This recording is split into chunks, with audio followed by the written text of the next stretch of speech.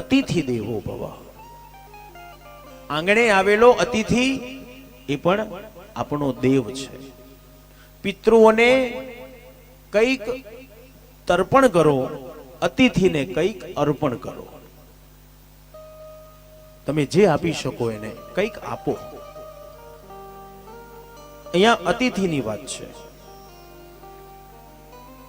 ભિક્ષુકની વાત નથી હો, ભિખારીની વાત નથી, અતિથિની વાત છે. અતિથિ જેની આવવાની તિથિ કોઈ નક્કી નથી તે અતિથિ. જે રોજ રોજ નથી આવતો પણ કોક દિવસ તમારે આંગણે આવ્યો છે તો એ નારાયણનું રૂપ છે. એને કંઈક આપો, એને ધૂતકારો નહીં. આપણે ધૂતકારી, એ આગળ જા આગળ જા આગળ જા નહીં, શાસ્ત્ર ના પાડે છે. એને ધૂતકારશો નહીં, એને કંઈક આપો.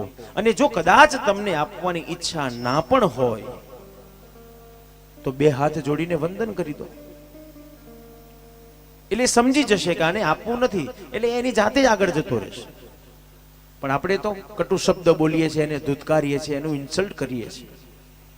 ભગવાન ના પાડે છે નહીં, આવું ન કરશો. અતિથિની કૃપાથી શું પ્રાપ્ત થાય? તો ભગવાન જગતગુરુ શંકરાચાર્યજી મહારાજનું જીવન ચરિત્ર એમ કે છે કે જ્યારે શંકરાચાર્યજી મહારાજ ભિક્ષાવૃત્તિ કરવા માટે નીકળ્યા છે અને નારાયણ હરેનો પુકાર કરતા કરતા શંકરાચાર્ય મહારાજ એક ગરીબ ગ્રહસ્થના આંગણે જઈ નારાયણ હરેનો પુકાર કર્યો. ગરીબ ગ્રહસ્થે દોડતા આવી બહાર આવીને જોયું, ભગવાન શંકરાચાર્યને જોયા, ખૂબ આનંદ થયો. મારે આંગણે અતિથિ આવ્યા, કંઈક આપું. દોડતી દોડતી રસોડામાં ગઈ, કંઈક મળે.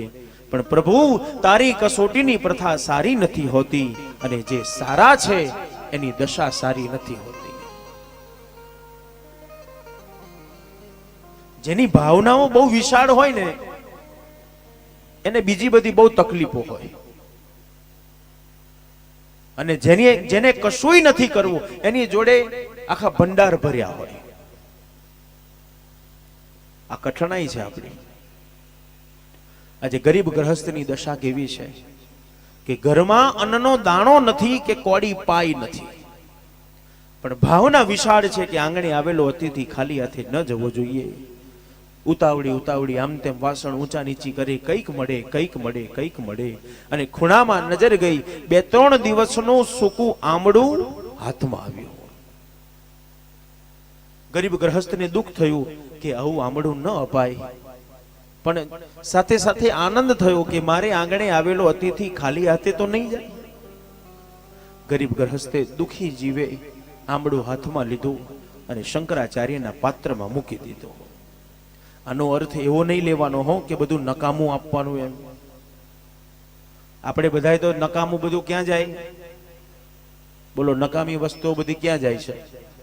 તો સ્વાધ્યાય કેન્દ્રોમાં જાય, સત્સંગ કેન્દ્રોમાં જાય અને મંદિરોમાં જાય. આ બધું નકામું ત્યાં જાય. સારું આપણે મૂકી રાખીએ છીએ, નકામું બધું આપી દે, ભગવાન લઈ જાઓ. પછી ભગવાન કે ને પછી હું તને એવું જ આપીશ, ચિંતા ના કરીશ. ગીતામાં ભગવાન બોલ્યા છે ને, યે યથામામ પ્રવદન્તે તામ તથૈવ ભજામ્યહમ. જે મને જેવી રીતે ભજશે હું એને એવી રીતે જ ભજીશ. સ્વયં પરમાત્મા બોલ્યા છે. શુકદેવજી વર્ણન કરે, પરીક્ષિત ગરીબ ગ્રહસ્થે સૂકું આમળું શંકરાચાર્યના પાત્રમાં મૂકી દીધું. ભગવાન શંકરાચાર્ય આંખ ખોલીને જોયું, સૂકું આમળું દેખાયું. દુઃખ ન થયું, પણ આંખમાં આંસુ આવી ગયા. આ તો સાચા સંતની કથા છે. સાચો સંત બરાડા નથી પાડતો. આજના ભિક્ષુકને જો 5 રૂપિયા આપો ને તમે, તો આજનો ભિક્ષુક એમ કે 5 રૂપિયા શું હાલે છે? 20ની નોટ હાલ ને, 5 રૂપિયા તો મારી જોડે છે, લે હું હાલું તને. તો સાચા સંતની કથા છે. ભગવાન શંકરાચાર્યએ પાત્રમાં સૂકું આંબળું જોયું તો દુઃખ ન થયું, આનંદ ક્રોધ ન આવ્યો, પણ આંખમાં આંસુ આવી ગયા. મારો સમાજ કેટલો ગરીબ છે, પણ મારા સમાજની ભાવના કેટલી વિશાળ છે કે આંગણે આવેલો અતિથિ ખાલી હાથે ન જવો જોઈએ.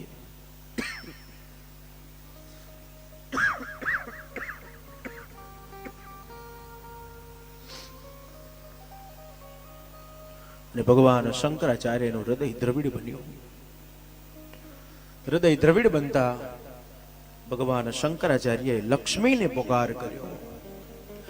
અંગમ હરે પુલકભૂષણમશ્રયંતી ભૃંગાંગનેવ મુકુલાભરણમ તમાલા અંગીકૃતાખિલ વિભૂતિર્મંગલીલા મંગલ્યદાસ્તુ મમ મંગલ દેવતાયા. લક્ષ્મીને પુકાર કર્યો. લક્ષ્મી પ્રગટ થયા. બોલો મહારાજ, શું આજ્ઞા છે? ભગવાન શંકરાચાર્ય લક્ષ્મીને કીધું, આ ગરીબ ગ્રહસ્થના ઘરમાં સોનાનો વરસાદ કર. અરે મહારાજ, એના નસીબમાં નથી ને, ભલે એના નસીબમાં ન હોય, પણ હું કહું છું કે એના ઘરમાં સોનાનો વરસાદ કર. શું આપ્યું ગરીબ ગ્રહસ્થે? તો સૂકા આમળા સિવાય બીજું કશું આપ્યું નથી. સંપત્તિ પ્રદાન કરાવનાર તે અતિથિ છે.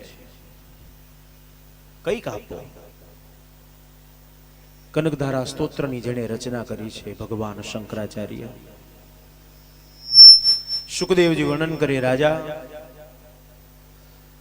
ગ્રહસ્થના 4 દેવ જે બતાવ્યા, ઘરમાં રહીને જ જે ભગવાનની પ્રાપ્તિ થાય,